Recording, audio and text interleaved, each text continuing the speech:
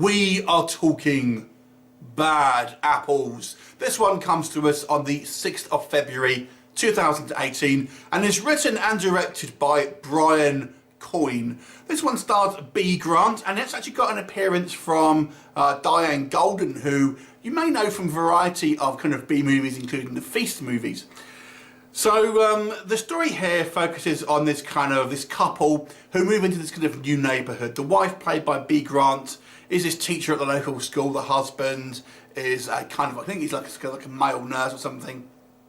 And this is around the time of Halloween. And this just so happens to be the same town that these two sort of teenage sisters live at. But these two teenage sisters are deeply disturbed. We get a bit of a prologue at the beginning that will give you some idea about what we're talking about here. And these two sisters are obsessed with wearing these kind of strange, kind of retro style, like 40s like masks basically. And they decide to go on a killing spree on Halloween night, to knock on people's doors. If you don't answer, you're going to get a good stabbing basically. So that's your kind of setup for this movie. So let's talk about what worked and what didn't work with Bad Apples. First of all, we'll go with the positives. And I've got to say, the thing that stood out for me, two things really. Number one, I thought was the soundtrack. The soundtrack here was really good. Really kind of gives you this kind of like synthy, very kind of oppressive horror. It's got a soundtrack I absolutely loved. I thought it did a great job of kind of really plussing the scenes, making them seem that much more deadly, and really kind of a nice kind of soundtrack to go along with this kind of picture. Reminded me a little bit of kind of John Carpenter movies in a lot of ways. The second thing I would talk about is our antagonists themselves. These two kind of teenage girls, I've got to say, do look pretty damn creepy, and the way they kind of just kind of cock their heads and are really pretty much silent through the majority of the movie. They get a little bit of dialogue here and there, but they absolutely seem potentially so menacing compared to what you'd maybe think of what two teenage girls would be. We have one that kind of distracts you, one that will kind of cut your Achilles tendon basically and render you kind of helpless while they then have their fun.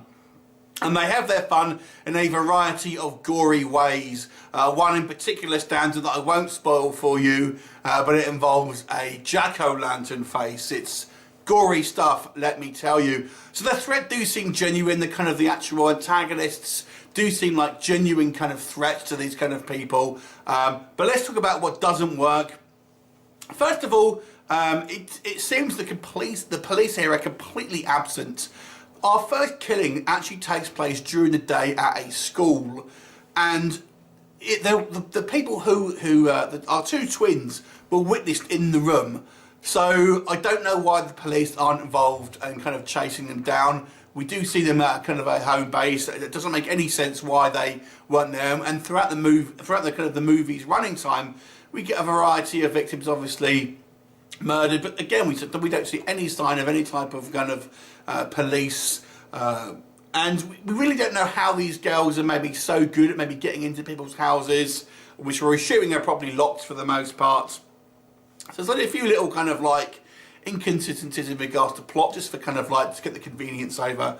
The real bummer for me though was the ending of this movie, because it ends in a double silly way.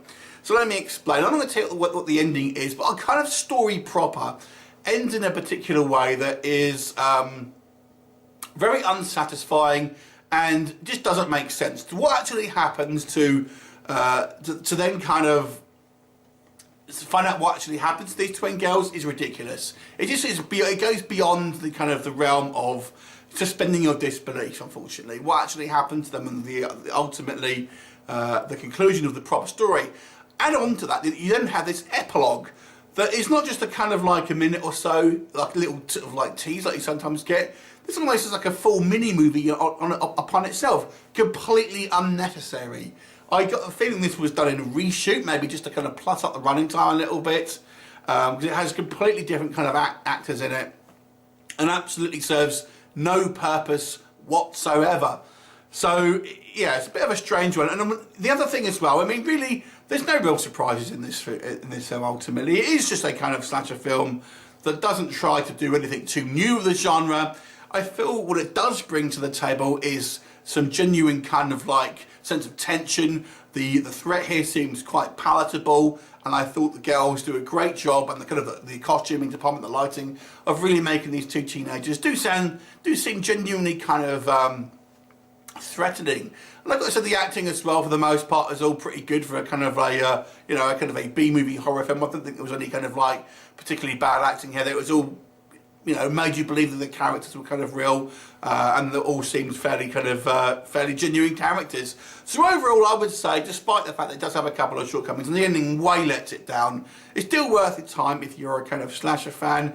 And it's interesting, we seem to have this kind of this small kind of resurgence of female killers now. I've seen it a few times recently in the last year or so. It seems to be the thing now. So there you go. It's worth checking out maybe if you're a slasher fan. I'll give it a 6 out of 10, a slightly above average.